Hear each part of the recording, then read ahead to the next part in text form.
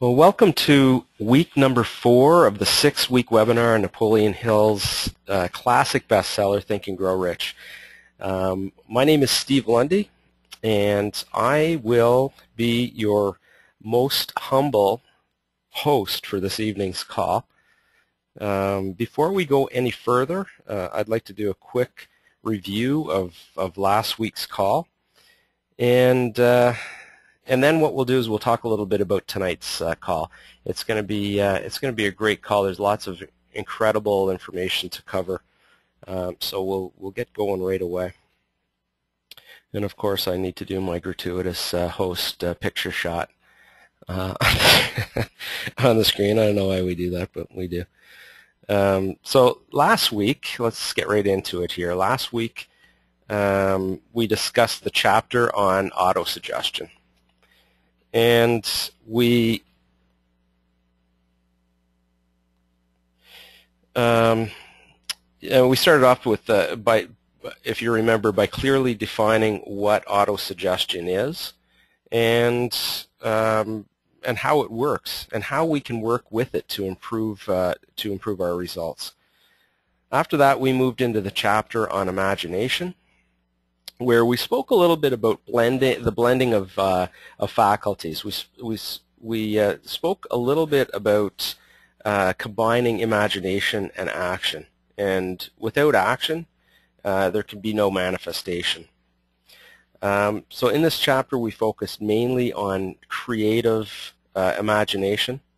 More specifically, we discussed how the creative imagination can be effectively blended with your intellectual faculty of intuition. So you see how all of these play together.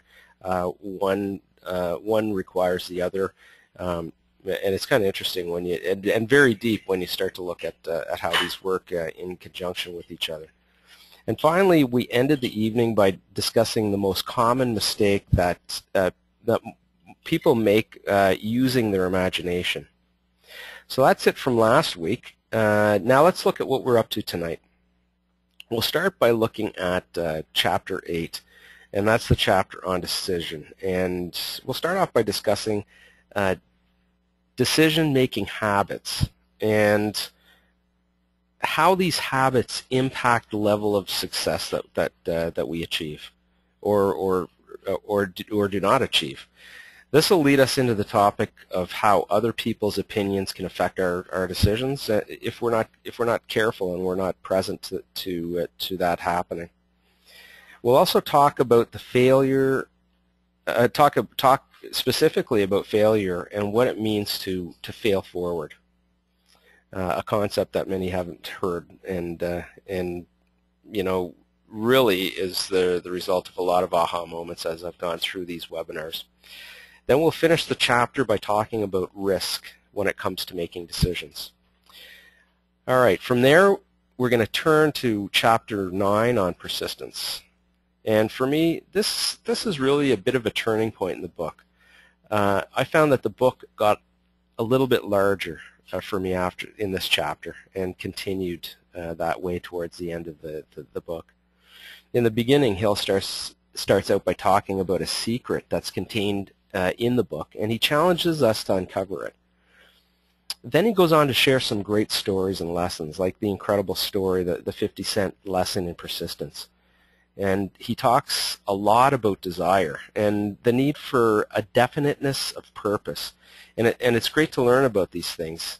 Even the chapter on decision is pretty straightforward, but I think the chapter on persistence is really where I started to look inward, and the book took on new meaning for me, especially when I first read it, and it's still a huge chapter for me.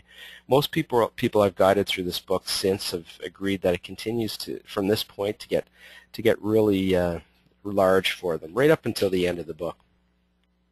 Anyways, the first stop that we'll make in this chapter will deal with the role of persistence and definiteness of purpose. Then the point of the book that made me take honest stock of myself is the first test of persistence. After that, we'll talk a little bit about poverty consciousness, and something that we call successful persistence.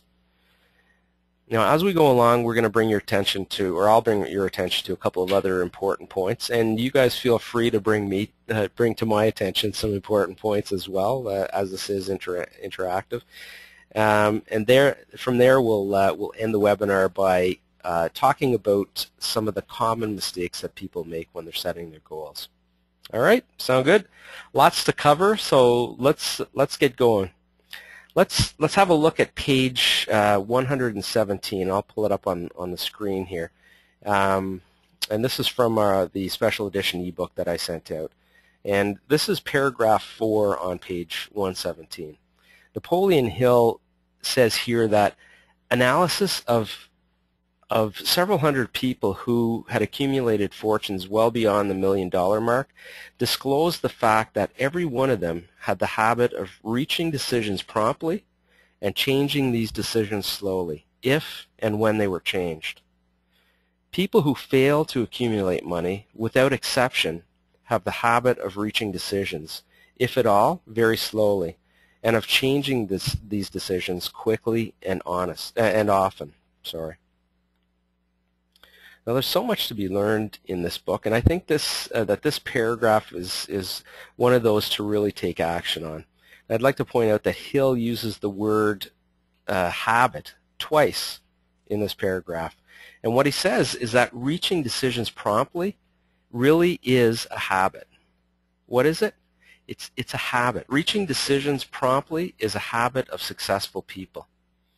So that begs the question, what is a habit? And I think a habit can be defined as something that we do without consciously thinking about it. So it seems to me that successful people make decisions quickly as a habit. It's natural to them, like driving a car is to us, or walking without falling over, or tying our shoes. So I'd like to put this to you. I'd like to ask you all, what can you do to create the habit of making decisions quickly? Would anyone like to comment on that? What kind of actions can you take immediately that would help you to create the habit of making decisions quickly? And you'll have to unmute yourselves.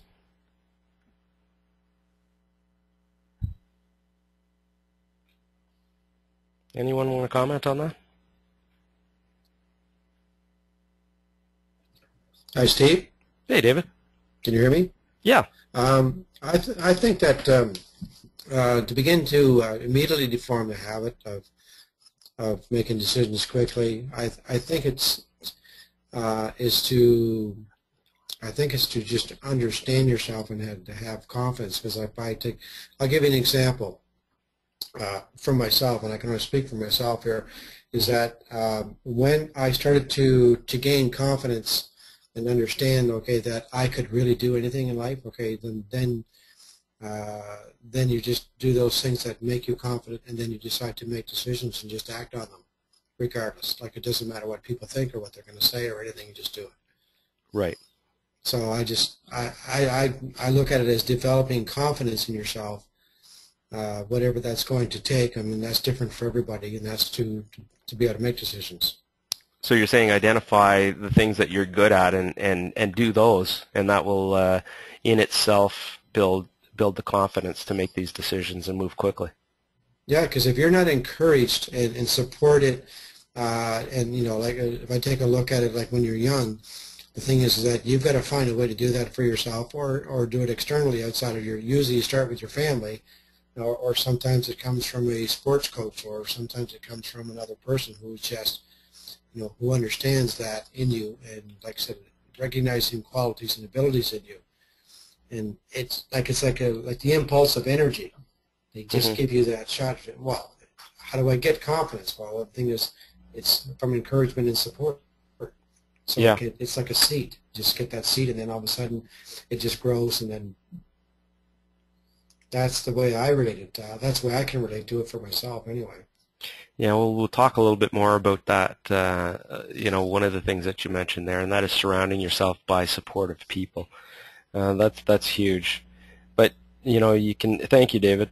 You start by noticing, taking a look inward. It's really about you, right? And you start by noticing how you respond when it's time to make a decision. For example, does it frustrate you when you have to make a decision?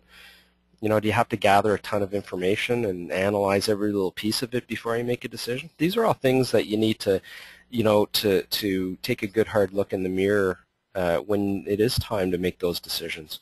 You know, the fact that you're in this webinar learning these things, and you may have heard them before. In fact, I know, David, you've taken this course before, but you know, you need to hear these. You need to be reminded, and when you are reminded, then that in and of itself puts you into the habit of watching, you know, your reaction to certain situations.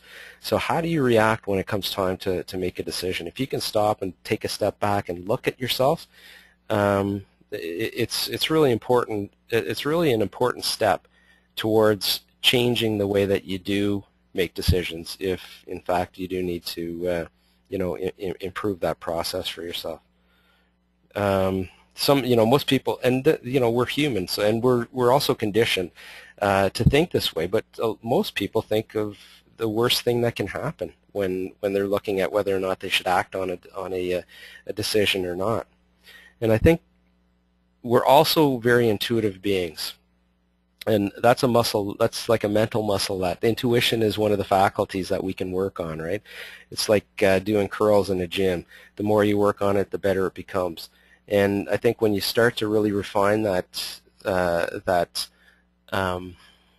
faculty of intuition, you start to become aware that a decision is right.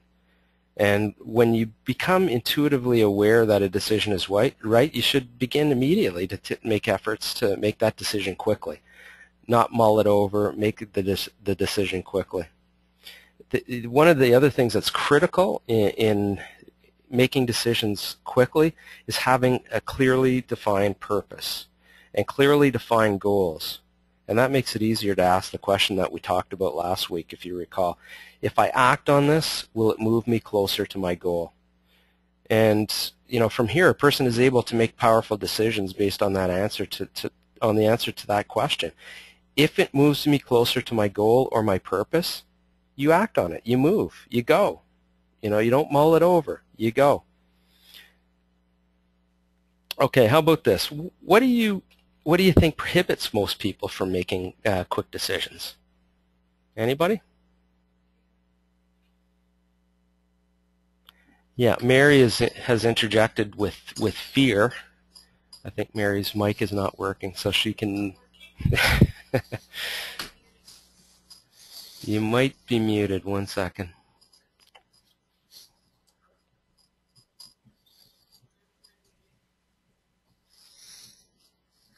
No, you're not muted, but I can pass on her input. Rob, are you muted? Can you say something? If you unmute yourself, can you say something? I think I'm unmuted now. Oh, there you go. Good stuff. All right. Well, feel free to interject if you'd like to. But fear is really a big factor. You know, it's that whole process of you know, looking at the worst case scenario in a decision. Any other reasons you guys can think of? Excuse me, Steve. Oh, sorry. 1 second, David. Mary's just going to interject. So, you know, I guess when I'm thinking about reasons that I wouldn't make a decision, often it's around emotion and feeling, you know, or seeing a situation or, you know, whatever decision I would make out of balance. So, you know, one of the exercises that I use is trying to look at both sides of a decision when I'm making it, so it takes some of the emotion out, and I can see that whatever the outcome is, it's, you know, good and bad both ways. So, yeah. You know, I think part of it is fear, and part of it is just the emotion that comes with wondering whether there will be a regret or, you know, a sense that you will have made a mistake in whatever decision you would make. Yeah, seeing it out of balance. No, that's a great point. You know, when you do have emotion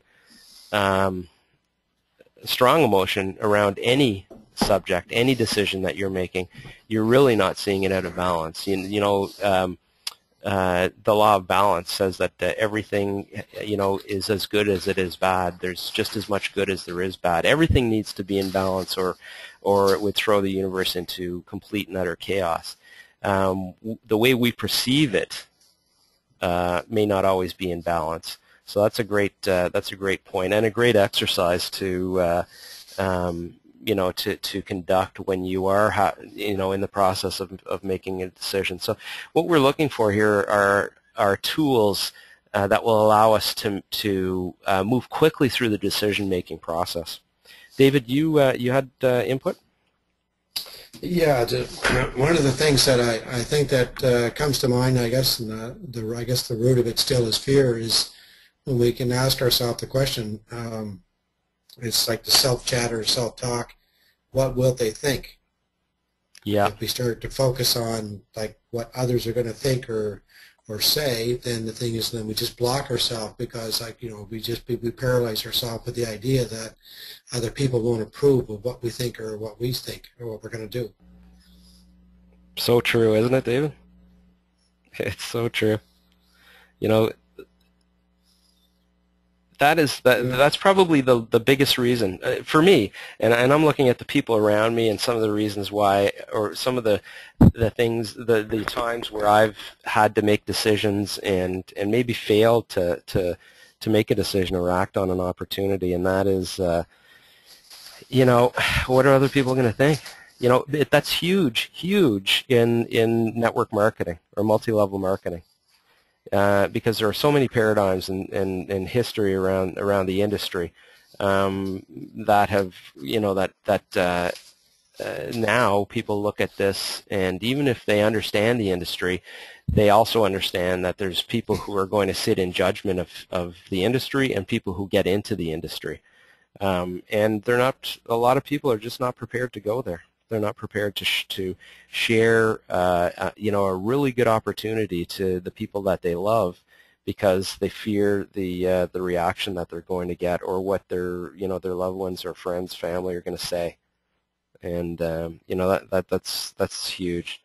So let's look at some of the ways indecisiveness keeps us from being successful, and how it might cause us to maybe even miss opportunities. I think what a lot of people don't realize,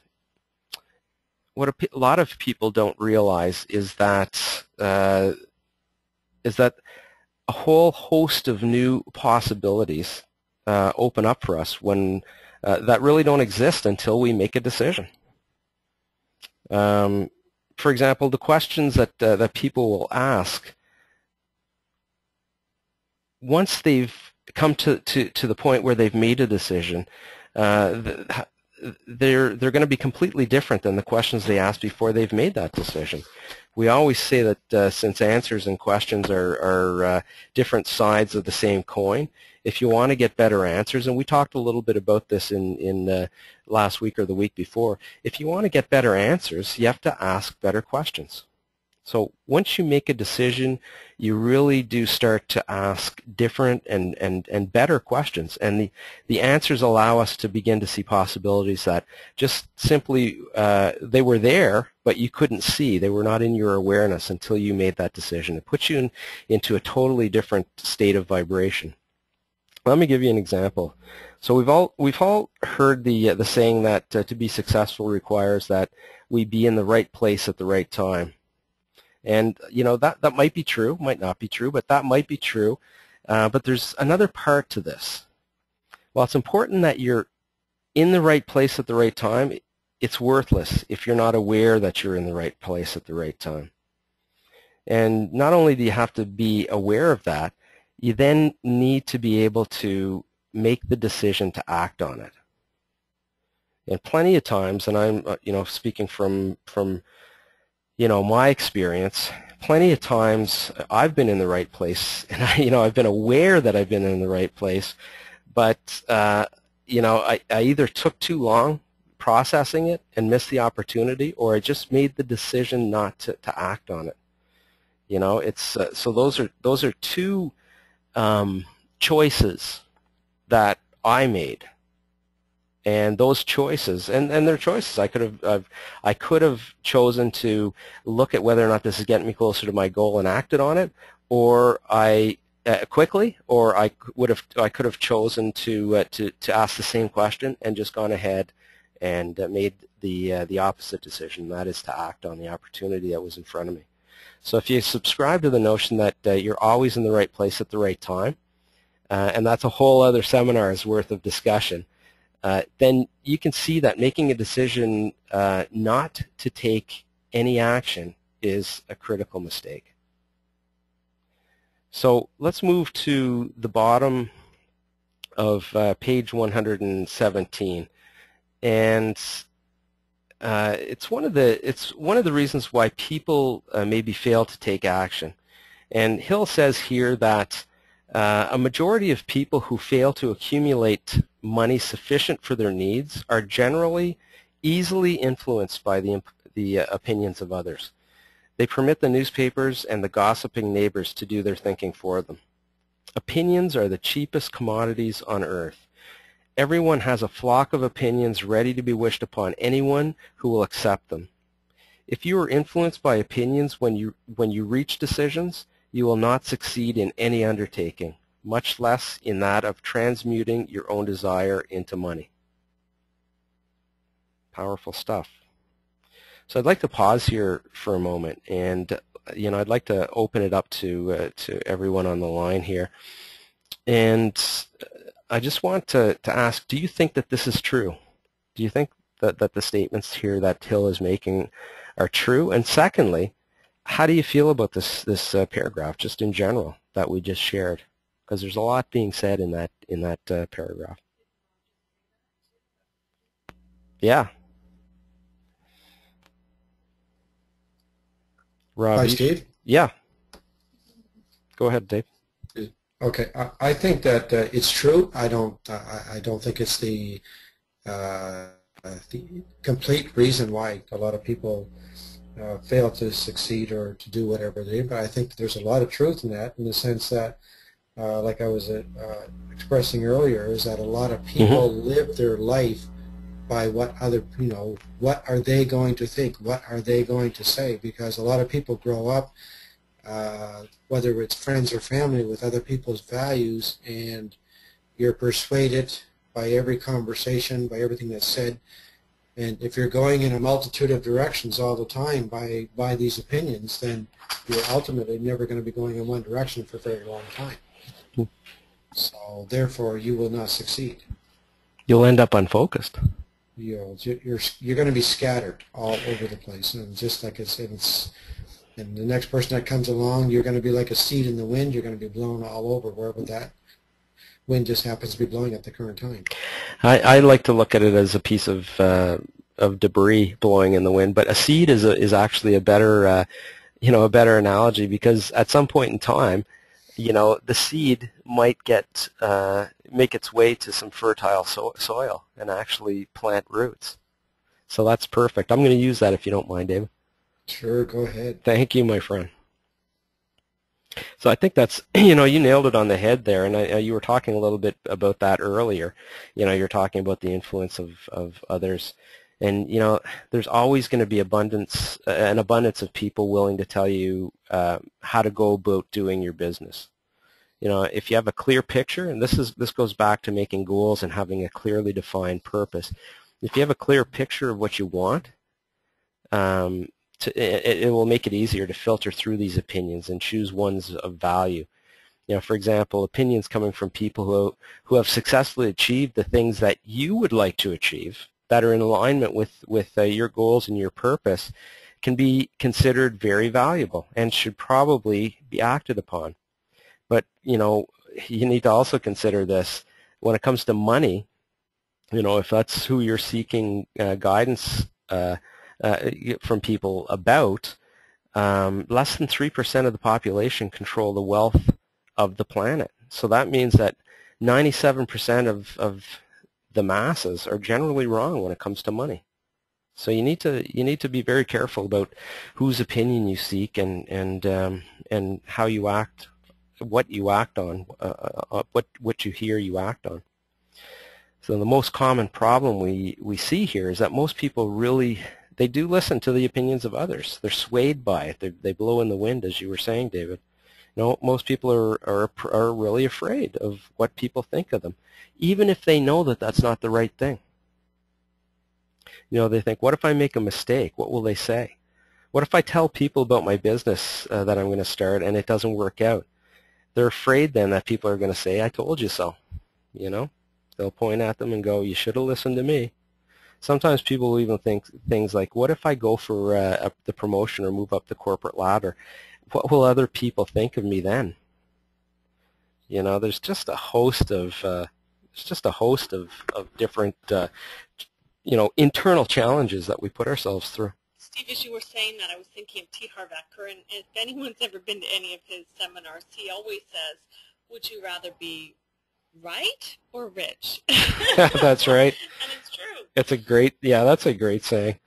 You know, you really need to say that. And this is the thing, you know, we were talking about a little bit about last week, and that is the most successful people make a habit out of doing the things that other people, you know, either won't do for themselves or you know, figure they can't do for themselves. So consider this, and I love this saying, and I say this all the time to my mother, much to her dismay. You know, what other people think of you is none of your business. It really isn't. You cannot control that. What really matters is what you think of you. All right, so let's stop beating that up. So let's move on to page number 118 and have a look at the fourth paragraph on that page. Who'd like to read this for us? David, I'm choosing you. Okay, I'm just trying to make sure my voice doesn't go on me. But oh, if you're having trouble with your voice, I can go ahead, or Rob can go ahead and read that. Yeah, I'm still okay. No problem. Throat problems. Okay. Mary's just interjected here. She said she'll read it. You have a brain and mind of your own. Use it and reach your own decisions. If you need facts or information from other people to enable you to reach decisions, as you probably will in many instances, acquire these facts or secure the information you need quietly without disclosing your purpose. Thank you, Mary. This is, you know, every time, this is a really critical point here. One of the things that we know, and we've just talked about this, is that the opinions of others will impact us, will influence us. It's human nature, regardless of whether or not you know that that's the right thing or the wrong thing. So, you know, what I suggest is, as you set your goals, take care to hold them close and share them only with like-minded people you know who will understand that, who you know understand that we have infinite potential. That's a key piece here, because, you know, those who don't understand that we have infinite potential are going to be the first ones to say, how are you going to do that? You know? And the people who do, they're going to support you no matter how lofty your goals. They're going to pat you on the back and they're going to say, you know what, you are dreaming properly, my friend. So in my experience, those people are the ones who can be found on seminars like this.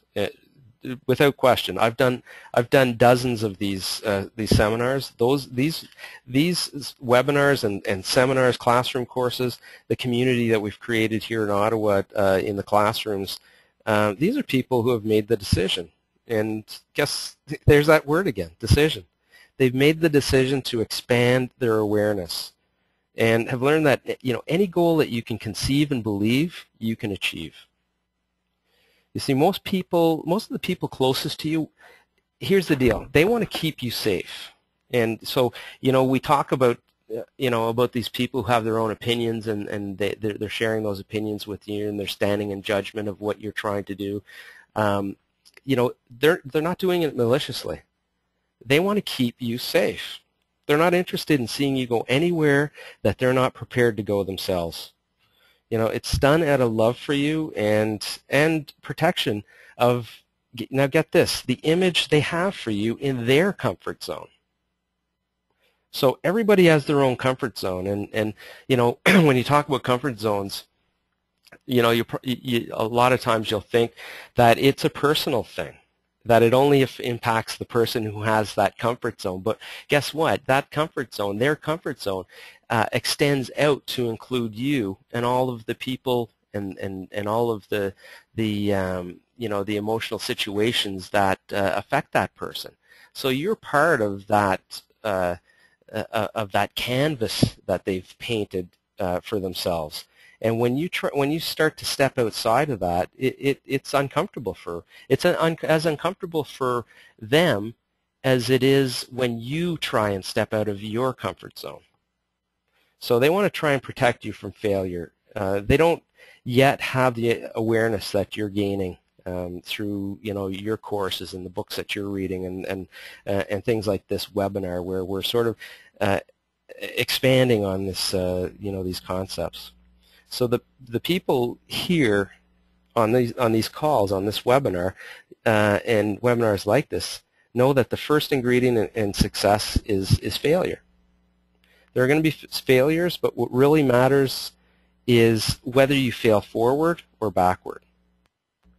You know, will you continue to move in the direction of your dream, or are you going to hightail it back to safety, back to your comfort zone? That's really the question. So a great example of failing forward is Babe Ruth. Now, most people know that Babe Ruth held the world record for most home runs for a while, but only some people know that he also holds another world record. And the other record that he holds is the one for most strikeouts, what most people would consider a failure. So, you know, we really literally do fail our way to success. And Babe Ruth was not considered a failure by any stretch of the imagination, even though he had the record for what most people would consider, you know, to be a failure in the sport that he played. So by taking those steps forward, you know, he became considered by most as one of the most successful baseball players known in the world. So we really do literally fail our way to success. And the reality is that if we don't swing at the bat at the ball, we'll never hit it.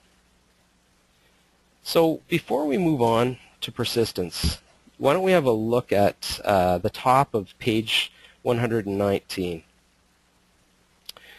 And it says here that the value of decisions depends upon the courage required to render them.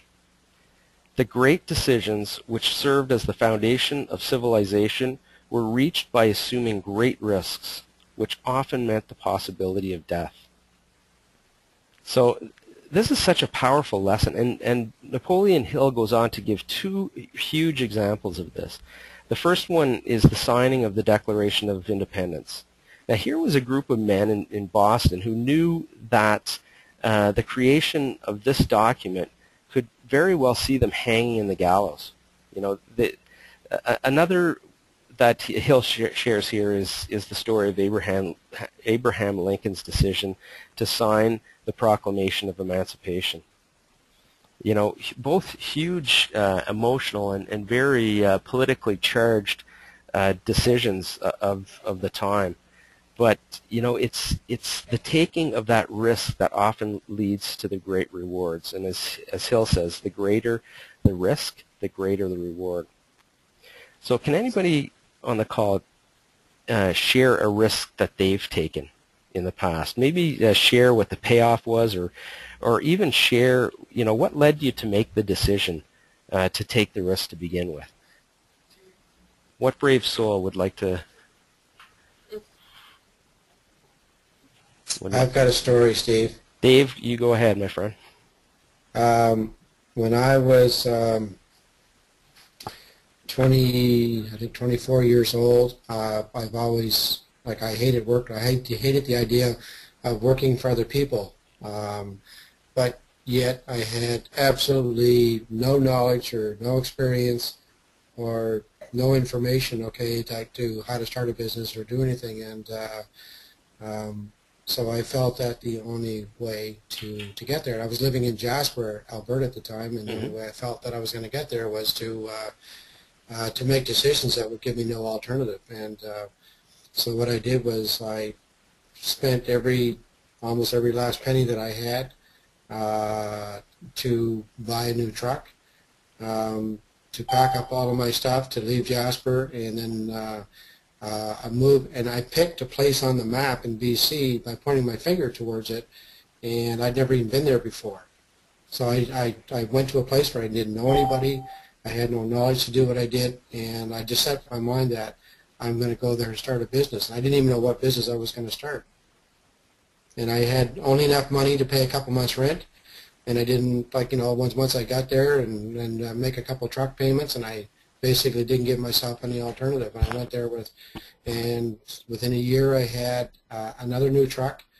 I actually had a phone in my truck when I was 24 years old. That must have been a huge phone.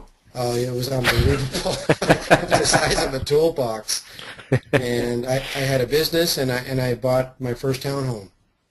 Wow. I bought my first home. So like I said, I just didn't give myself any alternative. So the thing is, okay, and I could have lost everything because I didn't have much to hang on to. You burnt your ships? Big time. Awesome. Great story. Anyone else like to share?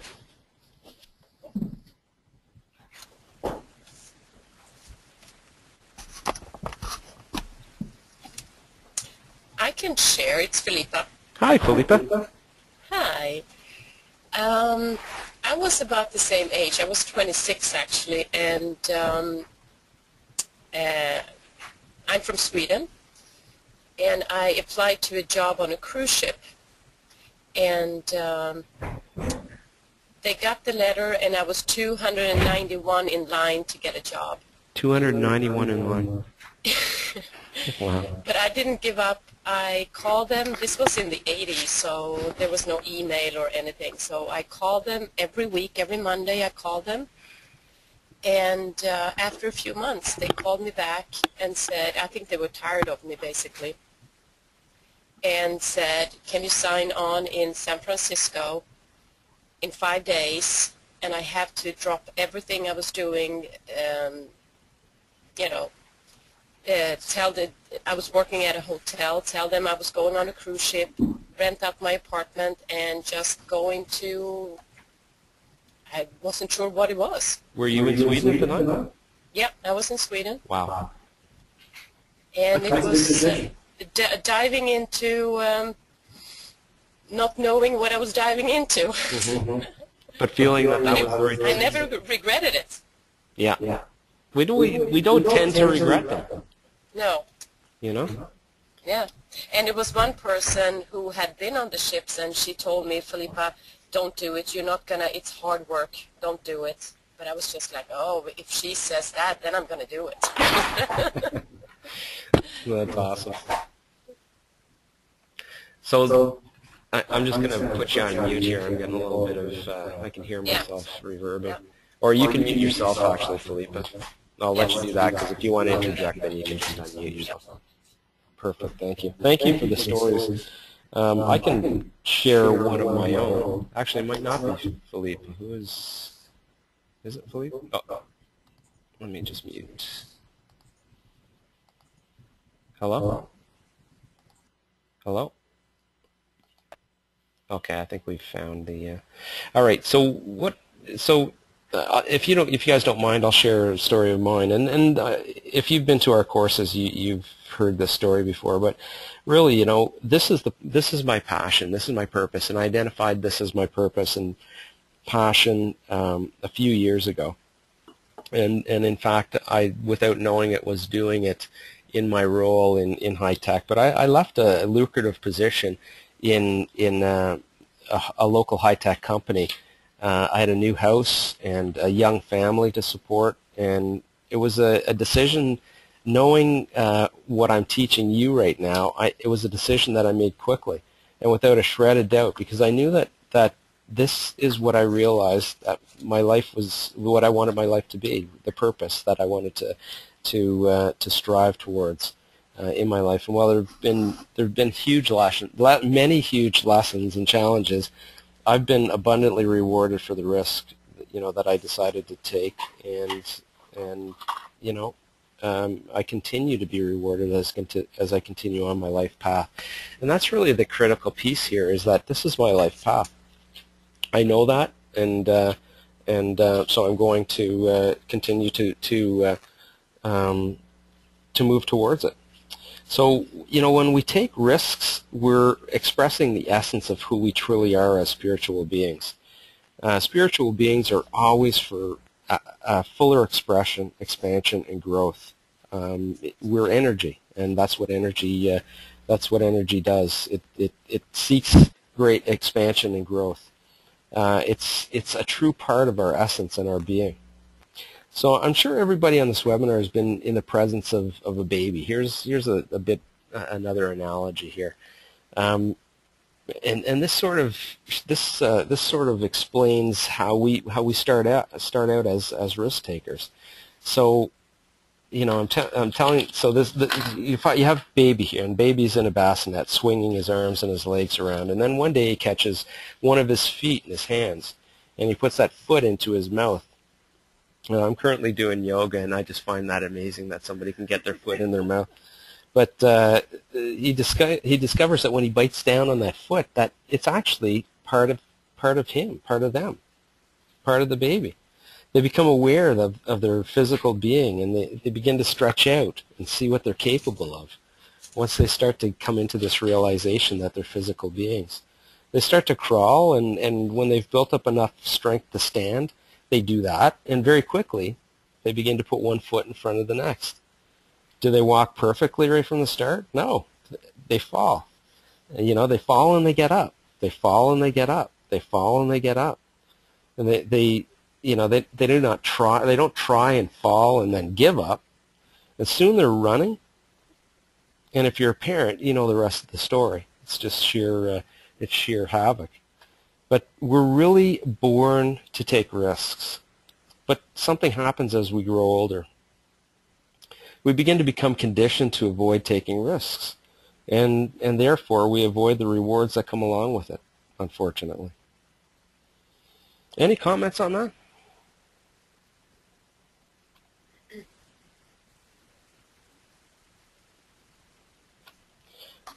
All right. Well, before we move on, love the story. Hi, Steve. Yeah, it's a good story. Go ahead, David. Yeah.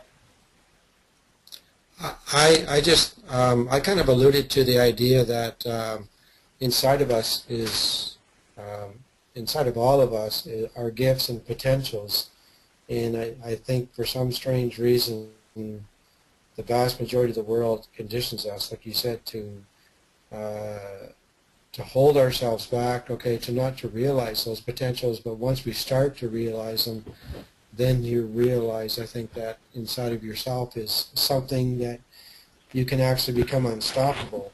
And I think that there's a fine line in between the two worlds, where you can actually say to yourself, like, sometimes when you realize how powerful it can be, that can scare you almost much as the idea that you don't even want to push forward, to realize that potential.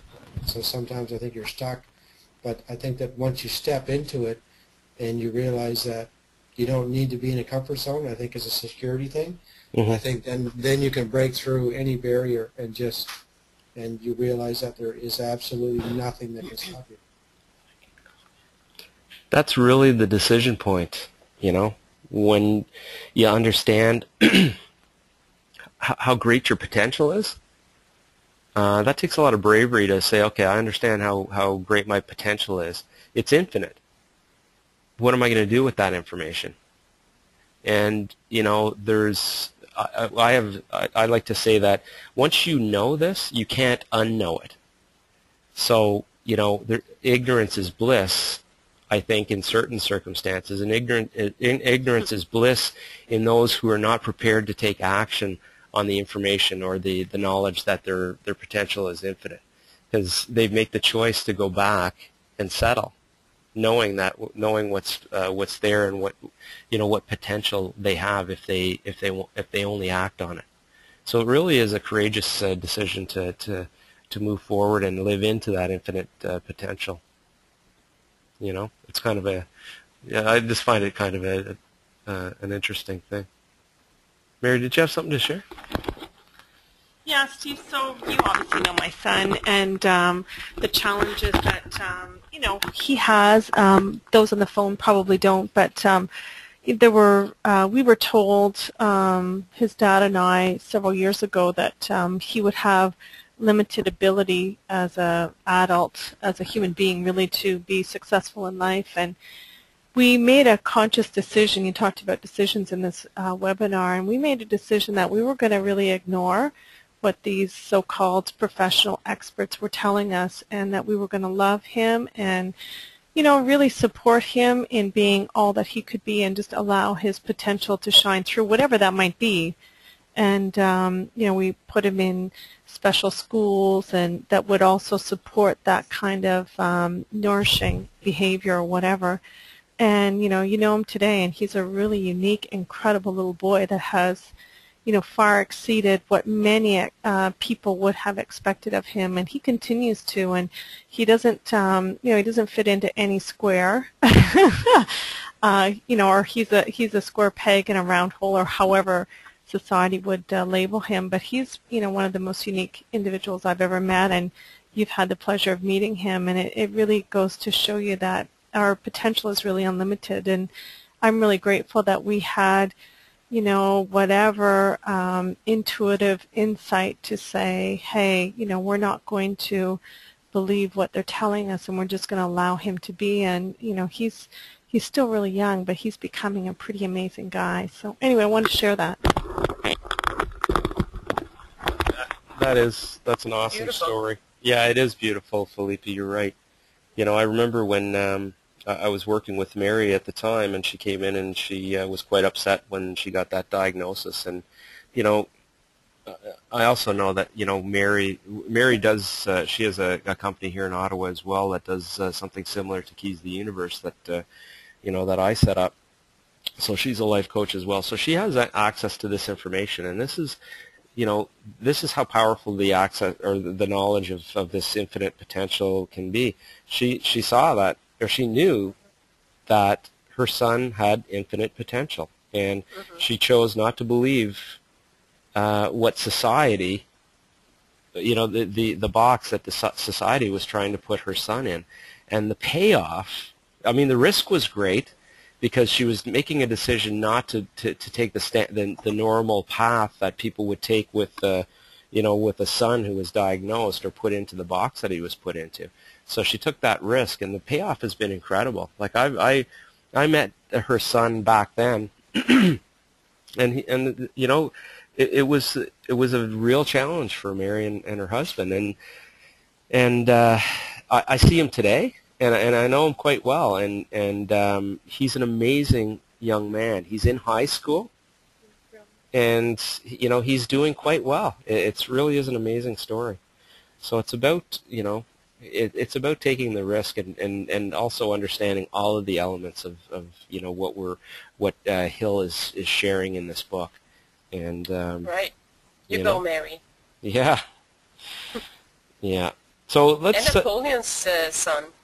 Yes, and Napoleon Hill's son couldn't hear. Yep. He didn't have ears. He chose. Yep. He chose to decide not to believe that his son couldn't hear. That's right. You're absolutely right. That's a great story. Les Brown, too. Yeah. Yeah, Les Brown. Les Brown was told he was retarded, would never learn. Yeah. Does everybody know Les Brown?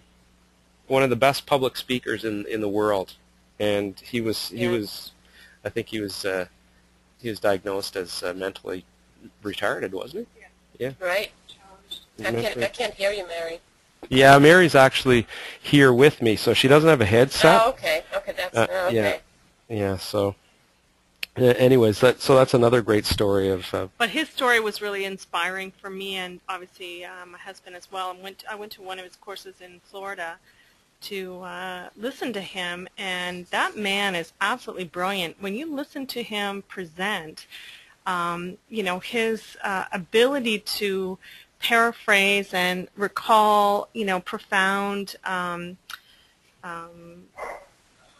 phrases from people is incredible. And to think that someone actually identified him as being, mentally challenged at one point is really hard to believe. But that goes to show you how his mom spoke to him after that discussion with the teacher and said, "Don't listen to a word that teacher said. She doesn't know you and what you're capable of." Right. It's the opinions of others. Yeah. A lot of people would argue that medical diagnosis is not an opinion, but guess what? It is. It is. I don't want to beat up the medical industry too much more than I like to do, but there are there's places for the medical industry, and they do help in certain circumstances. But in most cases, you need to really question what's going on. And really, it's like anything else. Parents know their children. Yeah, parents inherently know their children. Yeah. And, Mary's very intuitive. She made the decision that she wasn't going to, what she was hearing was not correct, and that she was going to, Right. Really carve her own path with her son. And, the benefit, the payoff has been really good. Has been great for her and him. Steve, can I make a comment about the medical field? Yes, David. Okay, and it's just this, is that they evaluate based on what they know, but as time has proven and history has proven, there is far more that they don't know than what they do know. So how do we give power to that evaluation? Isn't that the same as what we're talking about here? Yeah. So if you give something, like what somebody says is, like what Wayne Dyer talks about, the information that we learned this morning is actually almost proven by nightfall that it's a lie. Yeah. If we study in depth, and the thing is that so what we learn is only for a limited amount of time, because once we expand, we've learned something new, and it's so like the doctors, the same thing. So they evaluate and diagnose whatever and what they know, and it's as we can see in many cases, like in Mary's son, it's not that accurate. No, it's really about keeping an open mind too, and it's it's tough to do that in the medical industry, especially if you are a practitioner in the medical industry, because you're told what to say and what to do and what's right and what's wrong, and it's not really open to it's not if you're a practitioner in there, you're not given the ability to really stretch beyond what has been deemed correct and what has been deemed incorrect. So it really comes down to having an open mind, trusting your intuition, and moving on those things that move you in the direction of your goal and your purpose and what you want and what you know. So thank you very much, everybody, for the input. Fantastic stories.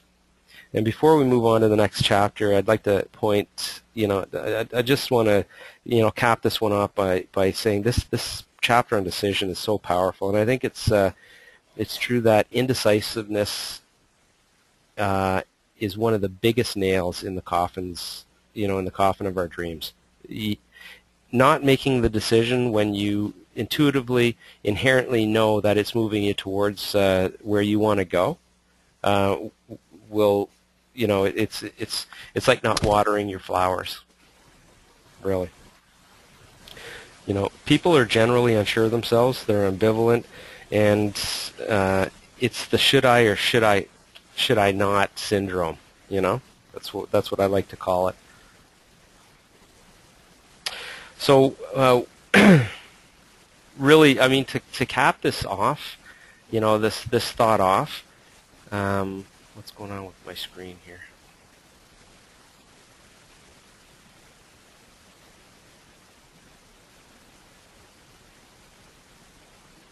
Sorry, folks, a little technical difficulty. But, I think to finish this thought off, it comes down to, not being able to make a decision being able to make a decision and make a decision quickly, you need to have a purpose. You need to have a direction, a goal. You need to identify where you want to go. Once you've done that, then making a decision should be fairly, should be fairly straightforward. I was going to say easy, but it's never really easy. Okay, so let's move on to the next chapter, shall we? I mean, this book just keeps coming at you, doesn't it? So this chapter's title states that persistence is the sustained effort necessary to induce faith, the 8th step to riches. So if we go on to the 4th paragraph on page 126, Napoleon Hill actually says here that the majority of people are ready to throw their aims and purposes overboard and give up at the first sign of opposition or misfortune. A few carry on despite all opposition until they attain their goal. These are the Fords, the Carnegies, the Rockefellers, and the Edisons. So, this statement really dates the book, but we know of others in our time. One of them just died, Steve Jobs, who match this description. They carry on despite all opposition. So I'd just like to pause here, and I want to ask you what you think about this. I mean, why is it that the majority of people are ready to throw their aims and purposes overboard at the first sign of opposition or misfortune? What are some of the reasons why people do this? Anyone?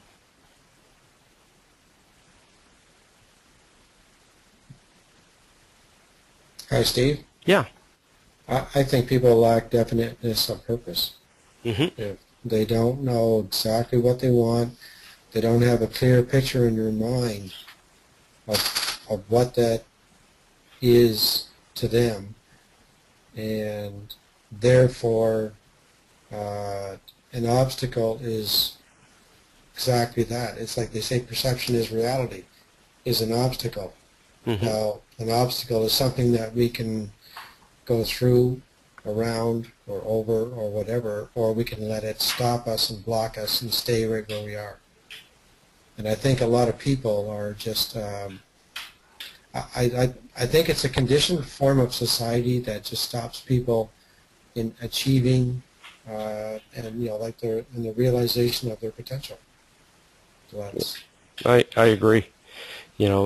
People, if you haven't defined your chief aim or your direction, then the first sign of opposition is going to be an indication that you've made the wrong decision, unless you've really thought this through and really created, that vision of what you want for your life. That another reason is the lack of faith. Not understanding one of the laws that we discussed. I think it was in week 1, the law of gender, which governs that, which deems that everything is governed by a gestation period. All seeds, whether they're spiritual, mental, or physical seeds, have an incubation or gestation period. There's a time necessary for all things to take hold and grow. Not knowing this, or not, being present to that information, is a real big reason why people, abandon their goals or abandon their dreams when they first, at the first sign of opposition or the first challenge that they have. So, if we're pursuing something without definite purpose, as you said, David, or a specific why, we're going to give up our goal at the first sign. The first obstacle, the first time we trip. Yeah. Can I give an example? Yeah, absolutely, David. One of the things that just came to my mind is that there's a risk and a reward, and the thing is that, I remember listening to Brian Tracy talked about, is that if you want to achieve something, or success or anything in life, then the thing is that you've got to pay in full and up front. And what comes to my mind is that, have you ever seen an Olympic athlete get a gold medal and then go do the training? That's right. There's a tremendous amount of adversity and a tremendous amount of effort and training, and all people see generally is them getting up on the podium and getting that gold medal. Exactly. Yeah. And Mary saying that just they're gifted, they're talented, or whatever, but they didn't see all the hard work and effort, that went into achieving that. yeah, it's so true. Mary mentioned a marathon runner. Well, I am. yeah, you are, Felipe. So it's it really hits home with you. You understand I hate what the training. you hate the training, but you know that the training is something that you need to do. Oh yeah. You need to stay the course. You can't. Yep. You can't. Build. You can't paint that picture of the exuberance that you're going to feel at the finish line, and just put yourself at the finish line. You need to go through all of the training, all of the, all the mental chatter, all of the stuff that goes along with getting yourself into shape to run a marathon. And I just found out today that I got into the New York Marathon for November 4th. Fantastic. Yeah. That has nothing to do with this, but It anyway. does. It does. It's persistence. It's got a lot to do with this. So congratulations on being in the New York Marathon. When is that? November 4th. November 4th. Well, we'll all be cheering you on. But if you're pursuing something without a definite purpose or a specific why, then, as I said, you're going to give up on the goal. I like this. I use this analogy, and I use it because it really, in the classroom, it really gets people to clearly understand how important it is to have that why. And I use it as a I talk about having your definite purpose as a point on the horizon. You're walking to it. So picture yourself in the desert, and you've got a light beacon on the horizon, and you're walking towards it. All around you is sand, regardless of which direction you look in. It's the same scene all the way around you. You're walking towards your beacon of light, and a sandstorm blows up. And the sand is whipping your face. You can't see the hand in front of your eyes. It's whipping you around. You're stumbling. You're confused. You've lost your direction. And then as quickly as it comes in, the sandstorm blows out. And if you don't have that beacon on the horizon, which way are you going to go? Right. You need to have that beacon on the horizon. If that beacon is there, you look around, you get your bearings, and you continue on. Sandstorms are going to blow up in your life, regardless of whether or not you've set your purpose or your goals or your intentions. The beautiful thing about having your purpose and your goals defined is that it creates a beacon on the horizon that you can dust yourself off and start moving towards again very quickly. So let's look a little bit further down on that on this page, and Hill goes on to say that if you're following this book with the intention of applying the knowledge it conveys, your first test as to your persistence will come when you begin to follow the 6 steps described in the second chapter, and we went through those. Unless you are one of the 2 out of every 100 who already have a definite goal, and I think that still applies today, at which you are aiming, Wow. a definite plan for its attainment, you may read the instructions, then pass on with your daily routine and never comply with those instructions. The author is checking you up at this point, because lack of persistence is one of the major causes of failure. Moreover, experience with thousands of people has proved that lack of persistence is a weakness common to the majority. It is a weakness which may be overcome by effort. The ease with which lack of persistence may be conquered will depend entirely upon the intensity of one's desire.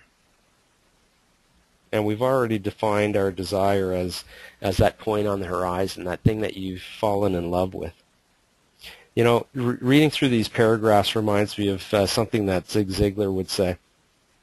He'd say that this is a classic opportunity to do a checkup from the neck up.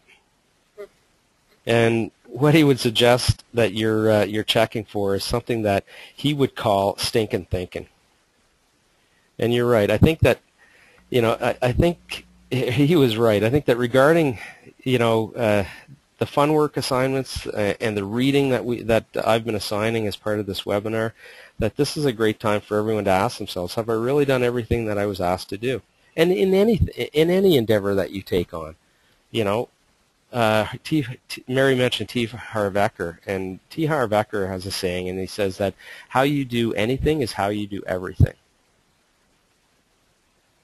So that's really the that's really the checkup from the neck up. You need to be aware, and you need to not ignore the things that you are doing or you're not doing, but to understand why you are or aren't doing those things. In your business, the keys to success are probably well defined for you.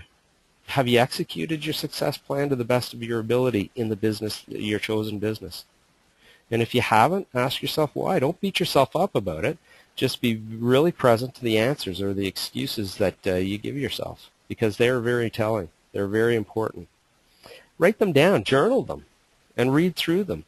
Journaling for me is huge, because what happens is I get it on paper, and it sounds very different when I'm reading it back from paper than it does in my head. It makes perfect sense in my head, but once it passes through my pen to the paper, I start to look at it and say, that's what I'm thinking?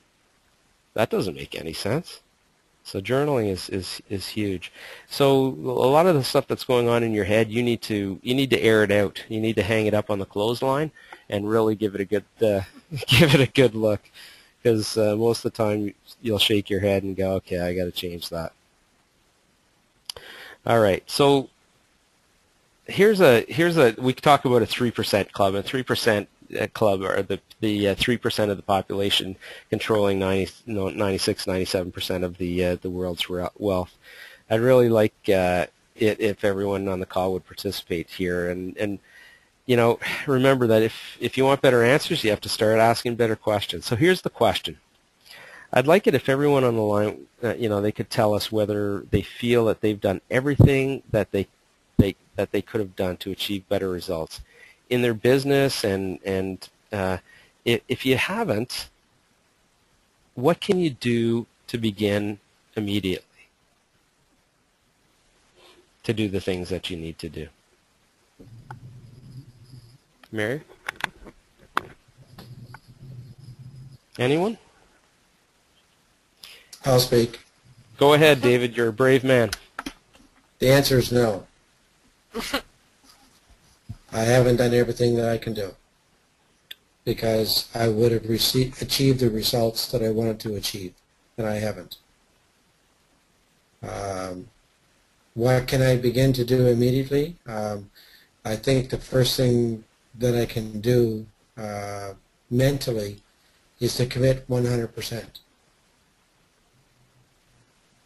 Make a conscious, aware effort, decision, okay, to commit to the process of, because I know what it takes to be successful, and I think that it's just recommitting to that entire process and allowing that process to unfold, and stepping up to take those risks that I used to take all the time. Mm-hmm. That you find that you're not taking now, David?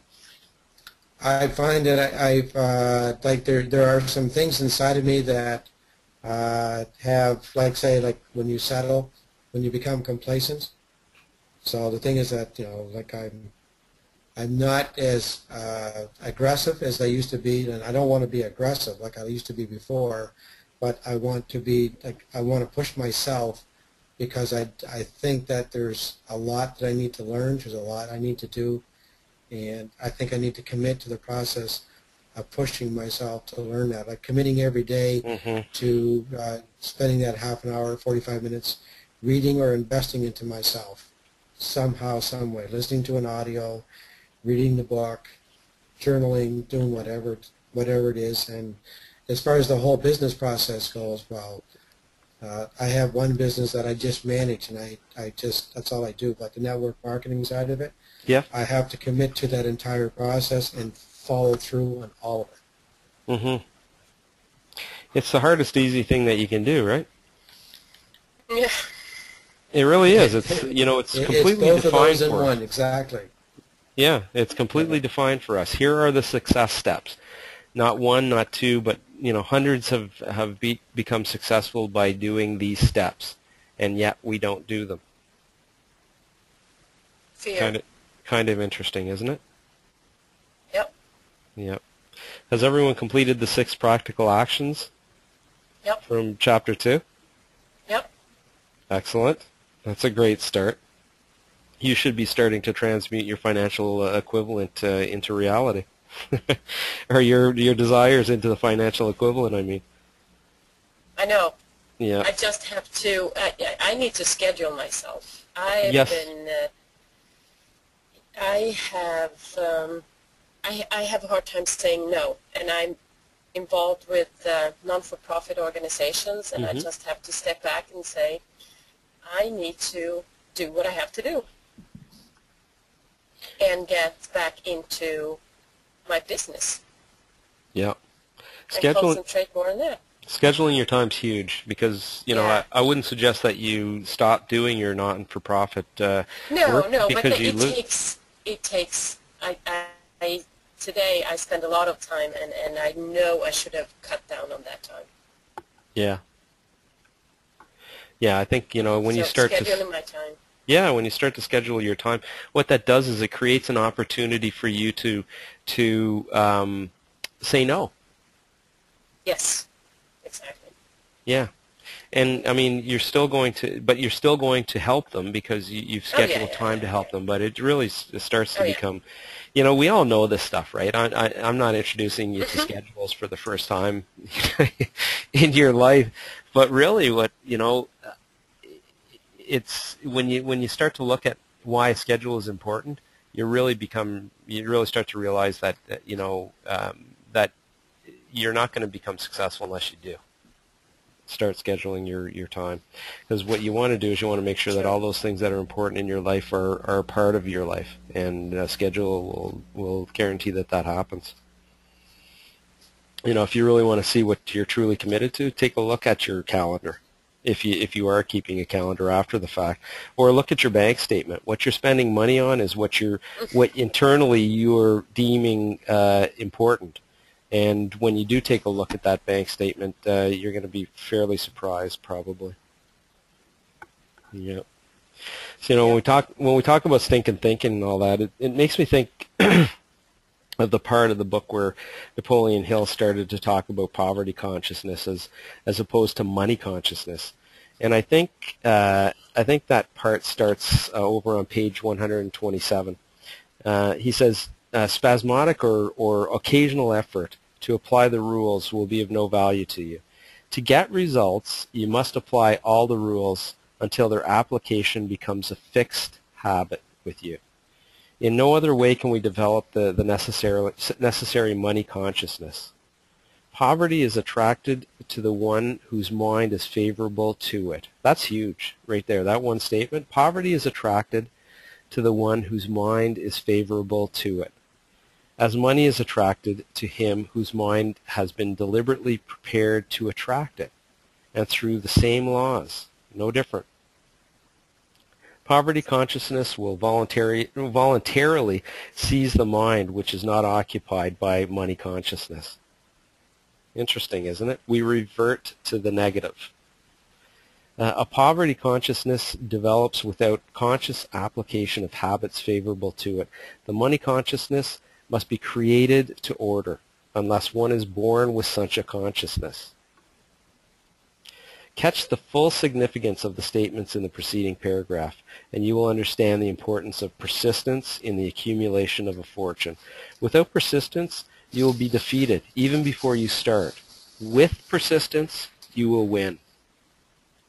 I love this book. I think he makes a huge point here. In another one of my programs that I teach, I actually discuss the vacuum law of prosperity, where I talk about the fact that if you're holding on to an image of poverty, that image is occupying the space necessary for you to build an image of really positive cash flow or prosperity. So you need to empty your glass to fill it with what you want. So contrary to popular belief, most people who have wealth are not born into that wealth. That's one of those sayings that you hear from your aunt or your mom or, someone with money paradigms. Those who are, though, are born into the wealth are subject to genetic programming. They're inherently gifted with that mindset in their subconscious mind that keeps them from having to face the challenges that most of the masses face, who are not born with that genetic abundance imprint. This conversation makes me think of Paris Hilton, and the reason I think of her is because I don't think she has one of the highest IQs on the planet, but it's really obvious that she possesses that prosperity consciousness. She's been genetically imprinted with it. In fact, in terms of brand recognition, I think, there are few people on the planet who can rival this girl. I mean, you can go to the depths of the African jungle and probably they would know who Paris Hilton is. But for most of us, when we grew up, we're fed all kinds of distorted ideas around money. Things like, money doesn't grow on trees, or money is the root of all evil. Implying that money is very difficult to come by and is very scarce, and you probably don't really want it anyways because it's just going to make you evil or make you a bad person. Now, most of us have come up through life with these concepts planted in our young minds. If you want to know, take a look back. If you really want to know what's planted in your mind, have a conversation with your parents individually and really be present to what they say. Your beliefs, unless you've taken steps to change them, they're a composite of the money beliefs of both of your parents. And there are other influences out there, don't get me wrong, but by far the biggest influences come from your parents. So let's, I'd be interested, this is always interesting to me. Let's open it up, and I'd like you to share some of the beliefs. Like, think back to what you heard growing up. Some of the belief systems that, that we might call old wives' tales when we look back and identify what our parents have been telling us, or maybe they're simple cliches, but these are told to us, and they're told to us often enough that your subconscious mind begins to believe it, whether you know that it's right or not. So, who's brave enough to share some of those things that they were told growing up? And share. Yeah, okay. I think we've got everyone who wants to share. Let's go ahead with you, David. I was one of the things that was drilled into my head when I was younger was just work hard and be honest, and everything will work out good. Mm-hmm. That's a good one. Yeah, you don't have to do anything, just work hard and be honest, and it's all going to work out. Yeah, and everything will take care of itself. Yeah. Anyone else?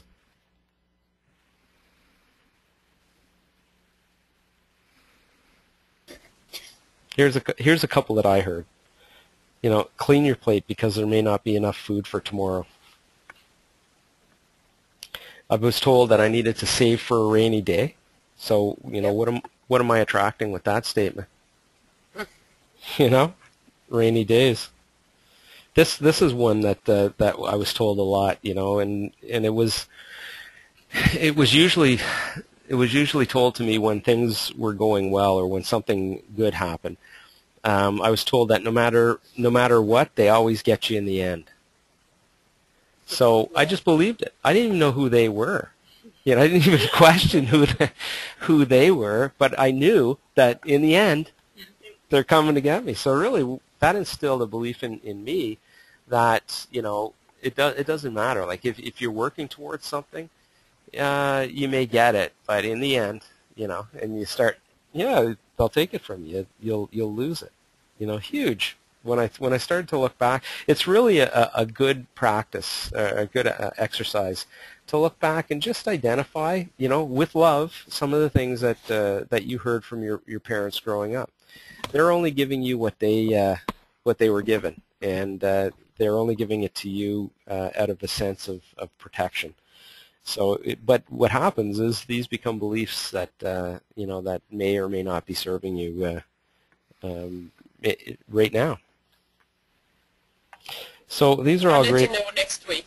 Okay, yeah, actually, you know what? If you want to post, if you think of them during the week, throw them up on the Facebook page. Right.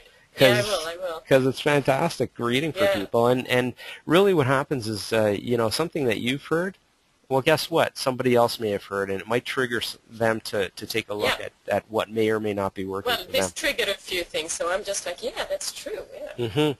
Yeah, money doesn't make you happy. Thank you, Mary. Yeah. Exactly. Yeah, it's something else. Money is the root of all evil. Yeah. So these are all good examples, but I guess probably the next logical question might be, what can we all do to create prosperity consciousness? So, what kind of activities or actions can you be doing right now to help create this prosperity consciousness that Napoleon Hill is talking about in the book?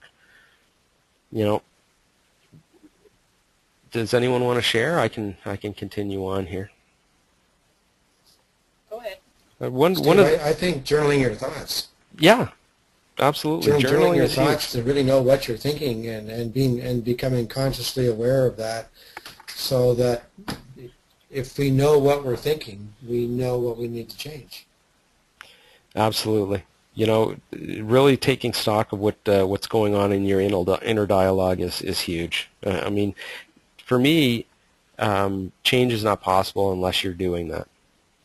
You can also add prosperity affirmations. This is something that I'm doing on a daily basis. I share that with Mary. We're both going through some prosperity affirmations, and it's part of the Sedona method. And you can't do enough of these things to retrain the brain and to make the connections that are going to work out. Those neural connections that are going to work out for you. And usually, what we do is we'll do them in the morning and we'll do them at night. And in the morning, because it sets a tone for the day, and in the evening, it's the last thing that we send. The message we send to our subconscious mind before we go to sleep.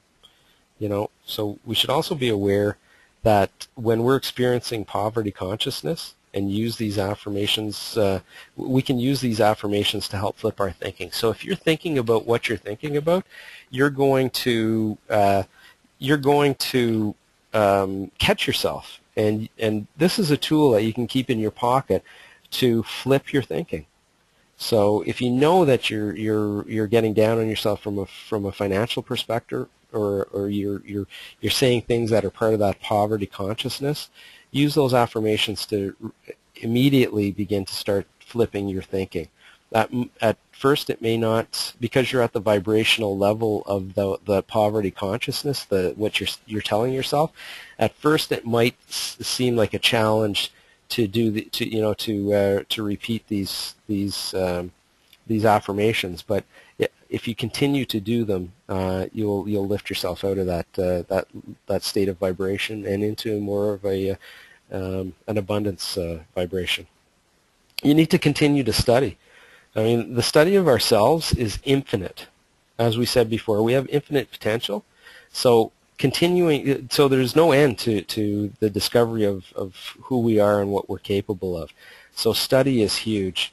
When we truly begin to understand this in itself lends itself to prosperity thinking.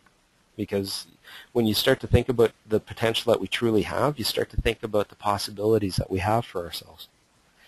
What you want to also do is gather with like we are tonight, with like-minded individuals. Participating in workshops and seminars is probably one of the most important and useful things that a person can do to keep this conversation alive in their life. Become part of a community. When I set up Keys to the Universe, one of the things that I didn't realize that we were doing was creating community. People crave community. They want to be part of a group of like-minded individuals where they can share their experiences and share their thoughts and share their, their huge dreams for themselves. So why don't we move on? We're getting a little past the end of the time allotted here. So let's, I'm just going to press forward quickly here. Now turn to the top of page 129, and let me catch up here.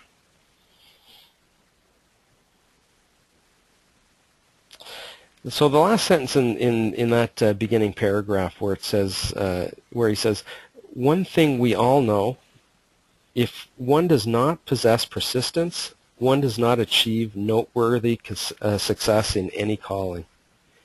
Now, a lot of us know people who are brilliant, who have fantastic ideas, but they're also great at just starting the ideas. They never see them through to completion, I don't know if I'd call myself brilliant, but I certainly fall into that category of people who are great at starting things and maybe struggling a little bit getting them through to completion. And what am I attracting by saying that about myself? They're constantly captured by the whim or the next shiny object, the next idea or concept that somebody else brings to the table. And they find themselves surrendering their original idea in exchange for that new idea. And they hop from new thing to new thing. And what's more, I believe that, this seemingly endless cycle of surrendering one idea for the next is partially due to the fact that people have not fallen in love with what they want for their lives, or they haven't defined it at all, as we talked about a little bit earlier. The most effective way to hold on to the image of what we really want our lives to look like is to fall in love with that image. Build the picture and then fall in love with it. Now, let me show you what I mean.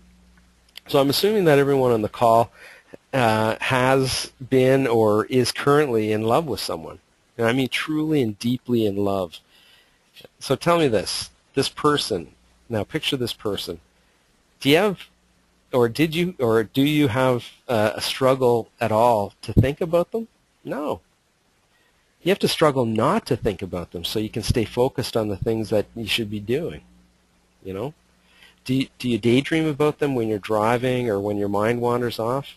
When they're not around, do you ache to have them by your side? Would you not do anything for that person, anything at all? Do you daydream about the two of you experiencing the world together, how absolutely incredible it'll be? Do you see their face in your mashed potatoes?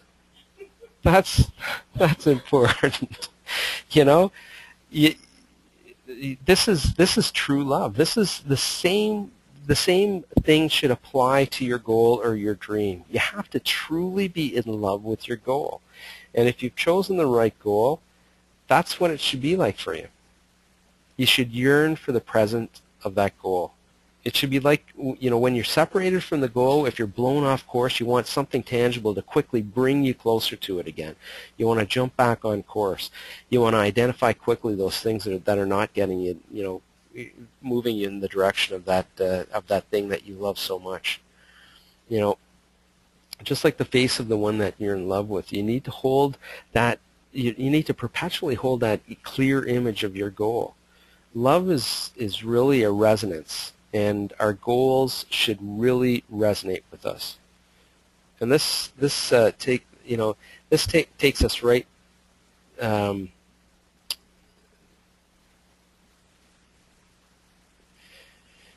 This takes us right some of the common mistakes people make when setting their goals, and there are several of them, but I'll start by asking you this.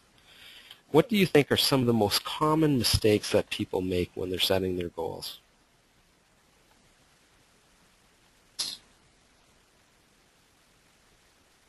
They set them too high. Set them too high? Okay. Can you explain that a little bit?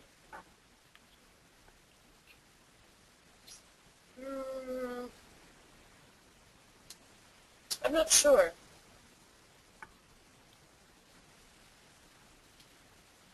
I'm thinking about it. Okay. I was going to say, Philippe, that one of the things that we commonly do is we set our goals too low. Yeah, I was just, yeah. We don't aim high enough. That's true. Yeah. I think what happens, and there's a reason for that, and it's really that we start to look at our current results, and we allow those current results to control what we're going to choose as our goal. I think we mistakenly believe that the results that we've gotten up till now are a reflection of our potential, and that's a huge mistake. In actuality, our results are just a reflection of our awareness of our infinite potential, or lack thereof. So, when we start to understand our infinite potential, then we really start to understand where our goals, the level at which our goals should be.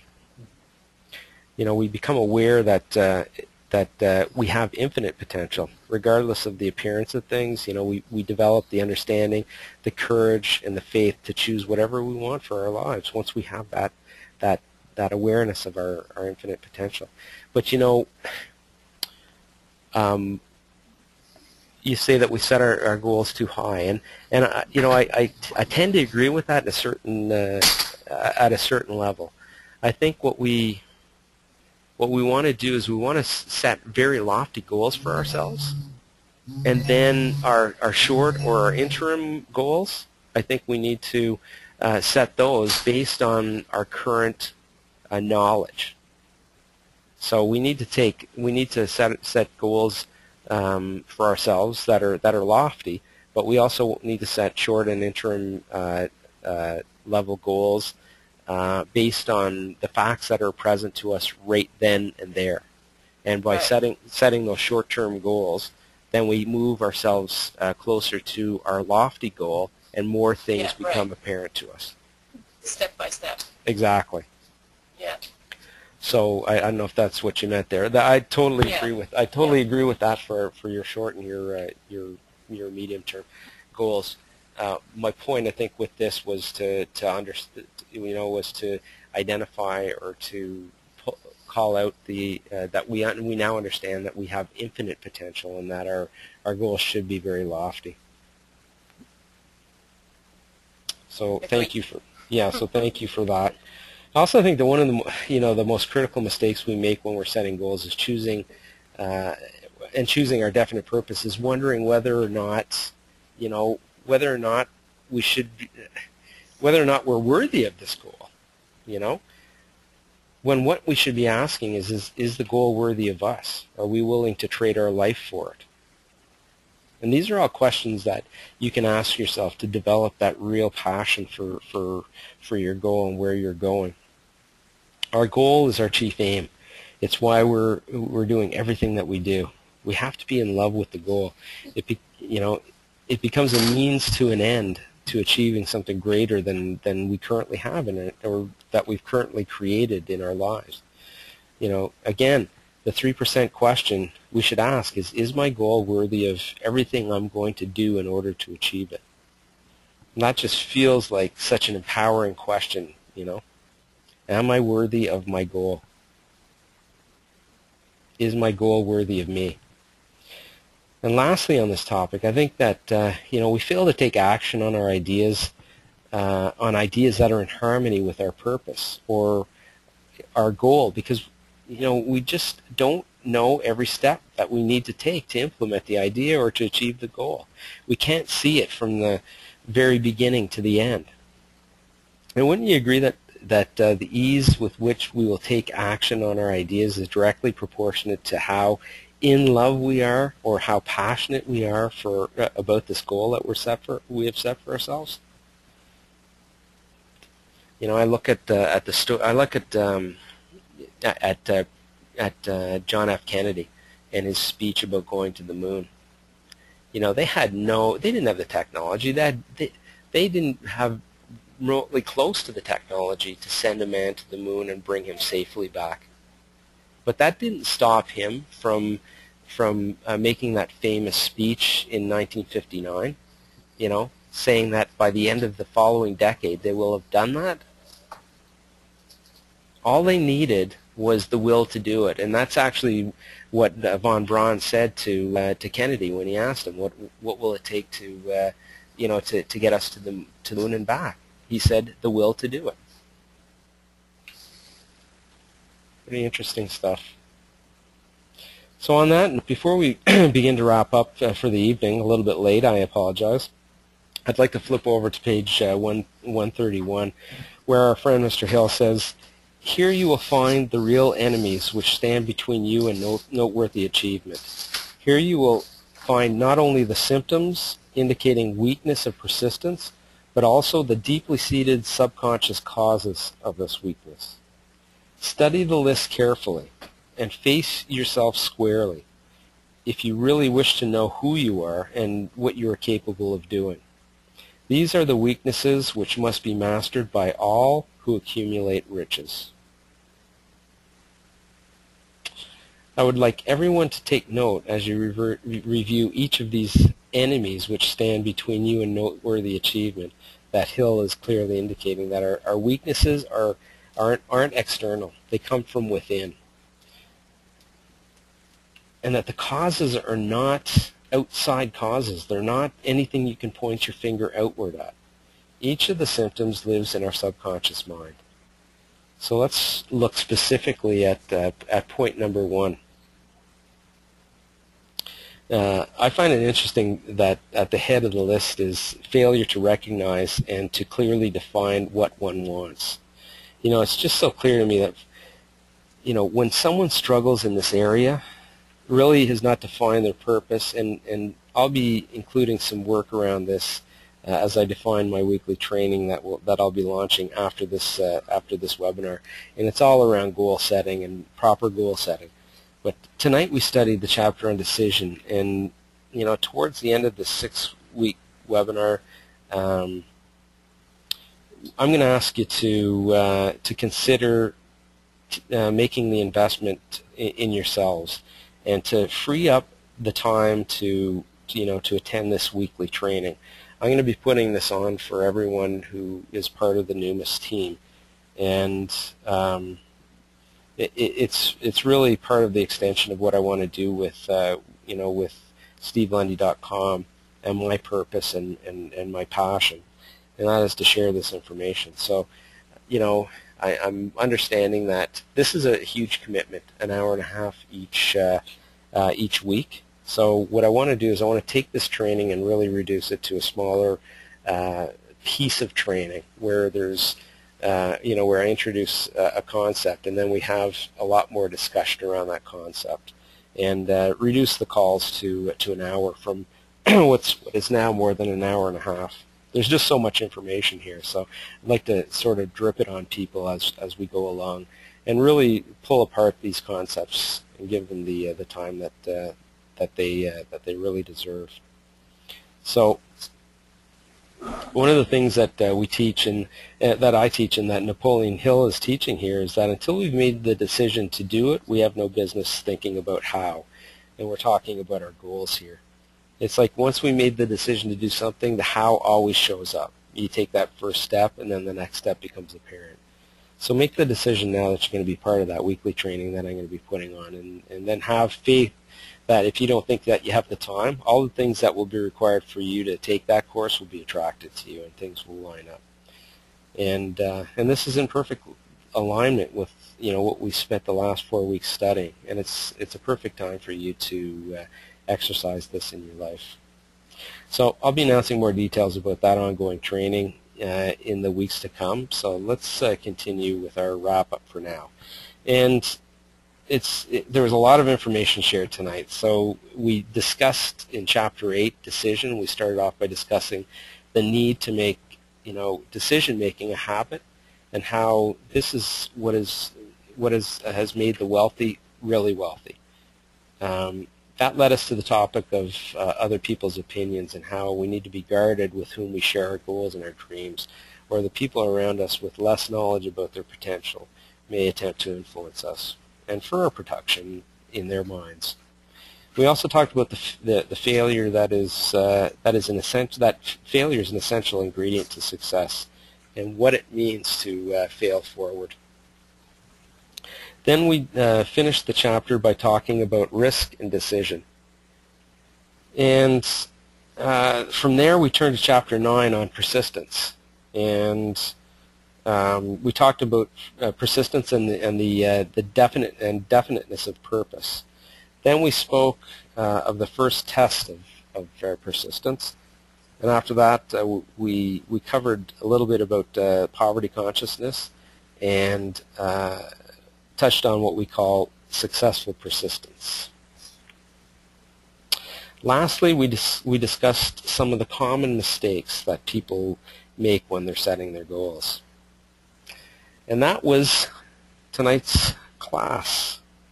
My voice is just about starting to give out here, so I'm glad we're rolling into to the last piece of this. It was very enjoyable.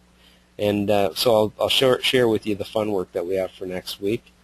And what I'll need you to do is read the chapter titled Subconscious Mind. Huge. And I just want to point out to everyone that we're going to be skipping chapters 10 and 11. But as I've mentioned in the last few where we have skipped chapters, I encourage everyone to read the entire book. But for the purposes of this study, of this webinar, we're not going to study the chapter called Power of the Mastermind or The Mystery of Sex Transmutation. Both are very interesting chapters, and like I said, I recommend that you read them. Once again, remember to support yourself and others in this webinar by posting your thoughts and your comments and your questions on the Facebook page. I'm on that page often, and if you have any questions or comments, put them there, and if they are questions, I'll get back to you. And if you're not comfortable with that, just shoot me an email at steve.w.lundy@gmail.com and complete your fun work assignments in this week's workbook. I will be sending out next week's workbook shortly after this. I'm recording this webinar, so I'm going to get it up onto YouTube like I did last week. Hopefully everyone who missed the call last week was able to take in the YouTube call, and you were able to gain as much from it as the people who attended. And I think that's about it. So anyone have any questions, comments that they'd like to share before we sign off? It's been great. Thank you so much. Thank you, Philippa.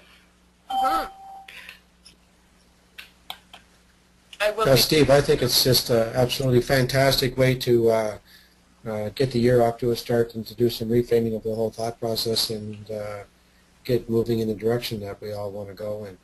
So I'll just thank you again for doing such an incredible job here. Well, yes.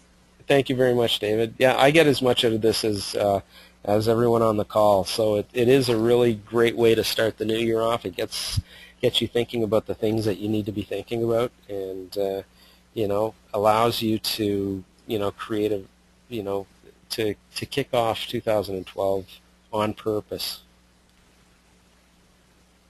So thank you everyone for all your participation. It's huge. It means a lot towards the success of these webinars when we have people sharing their thoughts. It allows other people to see the perspective of others, and that's just huge in growth in my experience and my opinion. So thank you everyone for sharing, and have a powerful week. And with that, we'll sign off. Good night. Thanks, folks. Good night. Good night. Good night. Good night.